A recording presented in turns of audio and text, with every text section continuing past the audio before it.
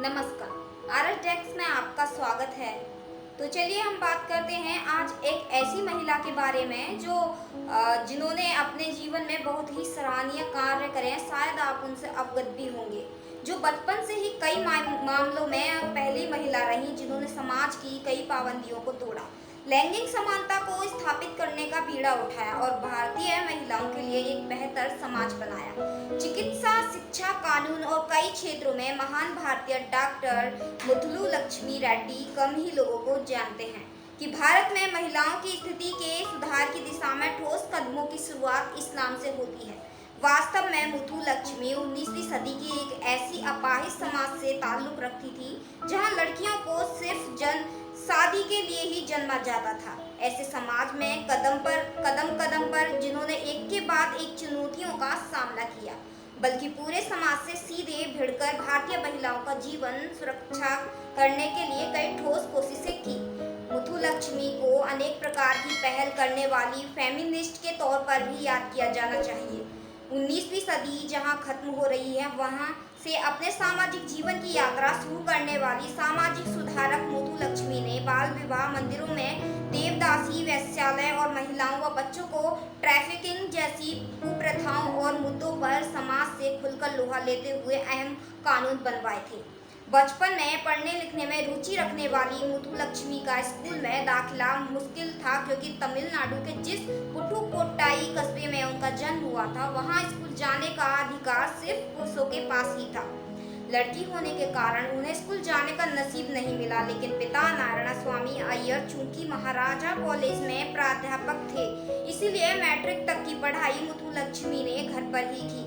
Matric की परीक्षा में जब मुथु लक्ष्मी टॉपर रही तो पूरे कस्बे में सनसनी के तौर पर यह खबर फैल गई। उन्होंने जब महाराजा कॉलेज में दाखिले के लिए आवेदन भेजा तो प्रिंसिपल और प्रोफेसर सभी हैरान थे, क्योंकि इस कॉलेज के इतिहास में कोई लड़की दाखिल नहीं हुई थी। दूसरी तरफ हिंदू समाज के ठेकेदारों ने भी मुथु लक्ष्मी के कॉलेज जाने पर हंगामा किया। पुटुकोट्टाई गैजेट में दर्ज है कि मुथु लक्ष्मी की प्रतिभा को देखकर पुटुकोट्टाई के राजा मोर्तन भैरव थोंडामन ने उन्हें तमाम हंगामों को दरकिनार कर केवल मुथु लक्ष्मी को एडमिशन लेने की इजाजत दी, बल्कि उनके लिए वजीफे की व्यवस्था भी करवाई। फिर 1912 में एक इजाजत मुथु लक्ष्मी ने रचा, जब वो मद्रास यूनिवर्सिटी से मेडिकल ग्रेजुएट होने वाली पहली महिला बनी। मेडिकल की पढ़ाई के दौरान सर्जरी में टॉप करने वाली और गोल्ड मेडल जीतने वाली मुथु लक्ष्मी कॉलेज के समय से ही सरोजनी नायडू के संपर्क में आई। उनके प्रभाव से उन्होंने महिलाओं संबंधी बैठकों में हिस्सा लेना शुरू किया। फिर महात्मा गांधी और एनी बेसेंट से प्रभावित होने के बाद उनके मशवरे से ही मुथु लक्ष्मी महिलाओं के विकास की दिशा में एक एक्टिविस्ट और नीति निर्माता के तौर पर आगे बढ़ी। मुथु लक्ष्मी बालिका वधू बनने से बचपन में ही इनकार कर दिया। 1914 में जब उन्होंने डॉक्टर टी सुंदर रेड्डी से शादी करने का फैसला किया भी, तो इस शर्त पर कि उनके पति उनके मेडिकल और जीवन सामाजिक सेवाओं के काम में कोई दखलंदाजी नहीं करें। और मतलब है कि उस समय के हिसाब से अपने लिए 28 साल की उम्र में शादी के लिए तय कर पाना मुथु लक्ष्मी के लिए आसान नहीं था। एक संघर्ष उन्हें अपने समाज सेवा जीवन के लिए भी करना पड़ा। जब इंग्लैंड में महिलाओं और बच्चों के स्वास्थ्य प्रशिक्षण के लिए उन्हें चुना गया, तो उनके माता और पिता ने उन्हें इंग्लैंड जाने की इजाजत नहीं दी, लेकिन मुथु लक्ष्मी जो ठान लेती थी वो पूरा करके ही रहती थी। उन्होंने कोशिशें की और तमिलनाडु के स्वास्थ्य मंत्री पानागल राजा ने उन्हें 1 साल के लिए सरकारी वित्तीय सहायता दिलवाई। एनी बेसेंट के निर्देशन में महिला कल्याण आंदोलनों में बढ़ चढ़कर हिस्सा लेने के बाद सन 1926 में महिला भारतीय संघ द्वारा नामांकित किए जाने के बाद वो सन 1930 तक मद्रास विधान परिषद में रही। महिलाओं में एक घर के निर्माण की क्षमता होती है, तो इस क्षमता को उन्हें राष्ट्र निर्माण में लगाना चाहिए। यह विश्वास रखने वाली मुथु लक्ष्मी ने बाल विवाह रोकथाम के लिए कानून बनवाया, देवदासी प्रथा और वेश्यालयों को खत्म करने और महिलाओं व बच्चों की तस्करी रोकने के कानून बनवाने में अहम रोल अदा किया। लेकिन ये सब उनके लिए आसान नहीं था। एक तो ये प्रथाएं समाज में गहरी बैठी हुई थी और इन्हें एक महिला खत्म करवा रही थी, इसीलिए उस समय के धार्मिक, सामाजिक और पुरुष प्रधान समाज ने खुलकर हमला बोला।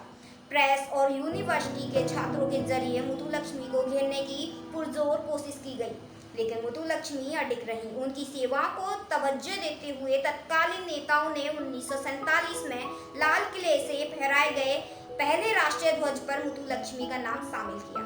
भारत में महिलाओं को वोटिंग का अधिकार और शासन व प्रशासन में पद लेने के अधिकार के लिए जो आंदोलन चले, उनमें मुथुलक्ष्मी प्रमुख रही। हर क्षेत्र में महिला एवं बाल विकास के लिए काम करती रही। मुथुलक्ष्मी लेखक और एडिटर भी रही। कैंसर के क्षेत्र में योगदान देने वाली महिलाओं को मुथुलक्ष्मी के नाम पर एक प्रतिष्ठित अवार्ड दिया जाता है। तमिलनाडु सहित दक्षिण भारत में मुथुलक्ष्मी को बेहद सम्मान के साथ याद किया जाता है। उल्लेखनीय है कि 2019 में गूगल ने डूडल के जरिए उन्हें याद किया था। वहीं दूसरी ओर कोरोना संक्रमण के भय से चलते नोटों को सैनिटाइज करने, धोने और धूप में सुखाने से बड़ी संख्या में करेंसी खराब हो गई है। यही कारण है कि रिजर्व बैंक तक पहुंचने वाले खराब नोटों की संख्या ने रिकॉर्ड तोड़ दिया है। सबसे ज्यादा 2000 रुपए के नोट खराब हुए हैं। दूसरे नंबर पर 100-200 रुपए के नोट हैं। 500 के गंदे नोट की संख्या भी बहुत ज्यादा हो गई है। यही हाल 10, 20 और 50 की करेंसी का है। करेंसी भी कोरोना से संक्रमित हो सकती है। इस तरह की रिपोर्ट आने के बाद करेंसी का हैंड सैनिटाइजर से विसंक्रमित करने का सिलसिला शुरू हो गया। शुरुआत में तो तमाम लोगों ने नोटों को धो तक डाला। इतना ही नहीं, घंटों धूप में नोटों को सुखाया भी गया। बैंकों ने भी घंटियों पर सैनिटाइज स्प्रे किया जा रहा है। इसका नतीजा ये भी है कि पुरानी तो छोड़िए, नई करेंसी भी साल भर में दम तोड़ दिया। आरबीआई द्वारा जारी खराब नोटों की रिपोर्ट से साफ है कि 10 से लेकर 2000 तक के नोट पहली बार इतनी बड़ी संख्या में खराब हुए हैं। 2000 के नोट की छपाई बंद हो चुकी है। रही सही कसर गंदे नोटों ने पूरी कर दी। पिछले साल 2000 के 6 लाख नोट आए थे। इस बार ये संख्या 17 करोड़ से भी ज्यादा हो गई है। 500 की नई करेंसी 10 गुना ज्यादा खराब हो गई। 200 के नोट तो पिछले साल की तुलना में 300 गुना से भी ज्यादा बेकार हो गए हैं। वहीं तीसरी ओर रोहिणी इलाके में रहने वाली अवसादग्रस्त महिला शिक्षक ने बुधवार को ब्रिटेन के प्रधानमंत्री को पत्र लिखकर सहायता मांगी। साथ ही 2 घंटे में सहायता नहीं मिलने पर आत्महत्या करने की धमकी भी दी। जानकारी मिलने पर अमन विहार पुलिस ने समय सीमा के भीतर ही महिला को ढूंढ निकाला और दरवाजा तोड़कर घर में घुसकर उसकी जान बचा ली। डीसीपी पीके मिश्रा ने बताया कि 48 साल की महिला ने बुधवार रात करीब 11:30 बजे ब्रिटिश प्रधानमंत्री को ईमेल भेजकर सहायता मांगी थी। ब्रिटिश पीएम कार्यालय ने तुरंत इसकी जानकारी लंदन स्थित भारतीय उच्चायोग को दी। उच्चायोग ने यह जानकारी विदेश मंत्रालय और FRRO से होते हुए दिल्ली पुलिस को मिली। सीपी पीके मिश्रा ने बताया कि 12:30 बजे अमन विहार थाने को इस ईमेल के बारे में बताया गया। चूंकि किसी की जान बचानी थी, इसलिए 5 मिनट में SHO रघुवीर सिंह ने नेतृत्व में टीम गठित की गई। ईमेल में महिला का आधा अधूरा पता था, इसलिए पुलिस मोहल्ले में तो पहुंच गई, लेकिन उसका घर नहीं मिल रहा था। फिर इंस्पेक्टर सत्यपाल और SI मनीष के नेतृत्व में 2 टीम बनी और एक दरवाजे पर दस्तक देनी शुरू कर दी। करीब रात 2:20 पर पुलिस टीम के एक ऐसे फ्लैट पर पहुंची जहां अंदर से आवाज तो आ रही थी, लेकिन दरवाजा नहीं खुल रहा था। कई बार आवाज देने पर जब कोई प्रतिक्रिया नहीं हुई तो दमकल की टीम बुलवाई गई। दमकल कर्मियों ने दरवाजा तोड़ा तो पुलिस अंदर गई, जहां महिला सुरक्षित थी। पहले महिला ने कहा कि वह ठीक हालत में है और लोग बाहर जाएं। इसके बाद खुद ही सभी को बुलाया। पुलिसकर्मियों को घर के अंदर करीब 2 दर्जन पालतू बिल्लियां घूमती हुई मिली। पूरे घर में गंदगी फैली हुई थी और महिला के शरीर से भी बदबू आ रही थी। जांच से मालूम हुआ कि महिला रोहिणी सेक्टर 21 स्थित MCD स्कूल की अध्यापिका थी, लेकिन पति से तलाक होने के बाद उसकी मानसिक हालत बिगड़ गई। फिर उसने नौकरी भी छोड़ दी। अब खराब वित्तीय हालत के कारण वह अवसादग्रस्त हो गई। महिला 3 मंजिल इमारत में सबसे ऊपर वाली मंजिल पर अकेले रहती है। पहली और दूसरी मंजिल के फ्लैट में कोई नहीं रहता। ग्राउंड फ्लोर पर एक दुकान है जो दिन में ही खुलती है और देर शाम तक बंद हो जाती है। वहीं आसपास के लोगों ने महिला को कभी नहीं देखा था। पुलिस अधिकारियों ने पहले महिला की काउंसलिंग कराई और फिर मानसिक स्वास्थ्य विशेषज्ञ डॉक्टरों से इलाज करवाया। महिला ने बताया कि उसने नौकरी छोड़ दी थी और कुछ समय पहले लोन लिया, जिसकी किस्त नहीं चुका पाने के कारण परेशान हो गई थी और इसी वजह से ईमेल कर दिया। फिलहाल के लिए इतना ही। बाकी खबरों के लिए बने रहिए आरएच डेस्क के साथ। सभा डेली हंट डेली होम। धन्यवाद।